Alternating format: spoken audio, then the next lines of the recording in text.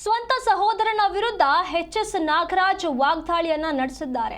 ಹರಿಹರದ ವೀರಶೈವ ಲಿಂಗಾಯತ ಪಂಚಮಸಾಲಿ ಪೀಠದಲ್ಲಿ ಕಿಡಿಕಾರಿದ್ದಾರೆ. ಇಲ್ಲಿ ಗೊಂದಲ ಮಾಡಿ ಛಿದ್ರ ಮಾಡುವಂತ ಉದ್ದೇಶ ನಿಮ್ಮದಿದೆ. ಯಾರ್ಯಾರು ಎಷ್ಟು ದುಡ್ಡು ಕೊಟ್ಟಿದ್ದೀರಾ ಬಂದು ಕೇಳಿ. ಯಾರು ಬೇಕಾದ್ರೂ ಮನೆಗೆ ಬಂದು ಒಳ ಹೋಗಲು ಆಗುತ್ತಾ? ಎಲ್ಲದಕ್ಕೂ ಸಹಕಾರ ನೀಡ್ತಾ ಬಂದಿದ್ದೀವಿ. ದಬ್ಬಾಳಿಕೆ ನಡೆಯಲ್ಲ ಅಂತ ಹೇಳಿ ಇದಕ್ಕೆ ಪ್ರತ್ಯುತ್ತರವನ್ನ ನೀಡಿದ್ದಾರೆ. ಕೊಡ್ತಾರೆ, ಎಲ್ಲರೂ ಬೆಂಬಲ ತಗೊಂಡು ಕಟ್ತಾರೆ.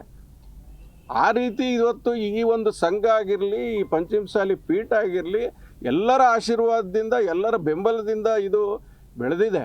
ಇದನ್ನೇ ಗೊಂದಲ ಮಾಡಿ, ಹಾಳು ಮಾಡಿ, ಇದನ್ನು ಛಿದ್ರ ಮಾಡಬೇಕು ಅನ್ನೋ ಉದ್ದೇಶ ಇವ್ರು ಇಟ್ಕೊಂಡು ಲೆಕ್ಕ ಕೊಡು ಅಂತ ಕೇಳ್ತಿದ್ರು. ಲೆಕ್ಕಕ್ಕೆ ನಾಳೆ ಕರೆದ್ರೆ ಅದು ಆಗೋದಿಲ್ಲ ಅಂತಂದರೆ ನಿಮಗೆ ಗೊತ್ತಾಗ್ತದೆ ಇದ್ರ ಉದ್ದೇಶ ಏನೈತಿ ಅಂತ.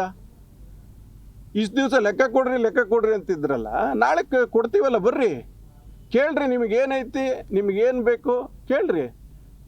ಇವತ್ತು ಯಾರ್ಯಾರು ಎಷ್ಟೆಷ್ಟು ದುಡ್ಡು ಕೊಟ್ಟಿದ್ದೀರಿ ನೀವು ಕೇಳೋರು. ಹಂಗಾರೆ ಯಾರು ಬೇಕಾದ್ರೆ ಅವ್ರು ಬಂದು ಮನೆ ಒಳಗೆ ನುಗ್ಗಿಬಿಟ್ರೆ ನಾವು ಬಿಟ್ಕೊಳಕ್ಕಾಗತ್ತಾ? ಅದಕ್ಕೆ ಕಾನೂನಿದೆ, ಅದಕ್ಕೆ ರೀತಿ ನೀತಿ ಇದೆ.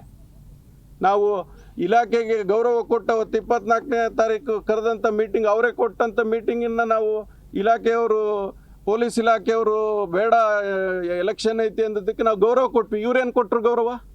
ಬಂದಿಲ್ಲಿ ಸಭೆ ಮಾಡಿದರು. ನಾವು ಎಲ್ಲದಕ್ಕೂ ಸಹಕಾರವನ್ನು ಕೊಟ್ಕೊಂತ ಬಂದಿದ್ದೀವಿ. ಇದು ನಡೆಯಲ್ಲ, ನಿಮ್ಮ ದಬ್ಬಾಳಿಕೆ ಇದು ನಡೆಯಲ್ಲ. ಏನು ಇಲ್ಲೆಲ್ಲರೂ ಏನು ಇದಾರಲ್ಲ ಅವರೆಲ್ಲ ನಮ್ಮ ಅಣ್ಣ ತಮ್ಮಗಳೇ. ಎಲ್ಲರೂ ಇಲ್ಲಿ ಇರೋರೆಲ್ಲ ನನ್ನ ತಮ್ಮಗಳು, ಅಳಿಯಂದರು ಎಲ್ಲ ನಮ್ಮ ತಾಲೂಕಿನಾಗ ಎಲ್ಲ ನಮ್ಮ ಊರ್ನರೇ.